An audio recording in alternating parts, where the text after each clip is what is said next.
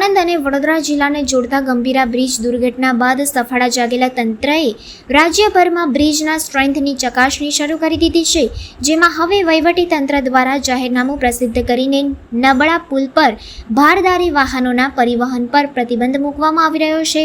હાલ સેગવાથી પોઈચાને જોડતા રંગ સેતુ પર ભારદારી વાહનોના અવરજવર પર પ્રતિબંધ મૂક્યા બાદ 2 વર્ષ પહેલા જ બનેલા રણોલી બ્રિજને પણ ભારદારી વાહનો માટે બંધ કરવામાં આવ્યો હોવાની માહિતી મળી રહી છે. ગુજરાતમાં એક એવી કહેવત છે ને, દૂધનો દાજેલો છાશ પણ ફૂંકી ફૂંકીને પીવે છે. આ કહેવત વડોદરા જિલ્લા માર્ગ અને મકાન વિભાગ દ્વારા સાર્થક થઈ રહી છે.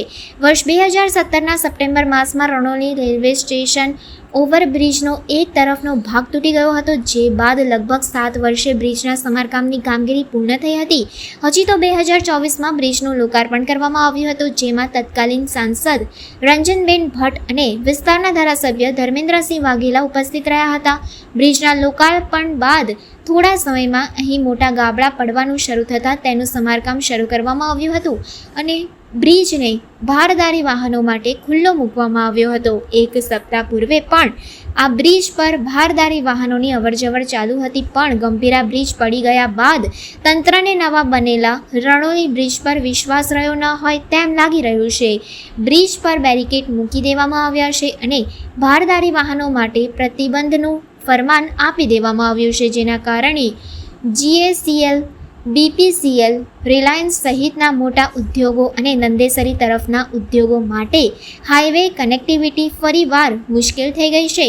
ભારદારી વાહનો માટે બ્રિજ બંધ કરતા ભારે ભરખમ જોબ તૈયાર કરતા એન્જિનિયરિંગ ઉદ્યોગો પર પણ તેની અસર જોવા મળી રહી છે, જેના કારણે ઉદ્યોગકારોમાં રોષ જોવા મળી રહ્યો છે.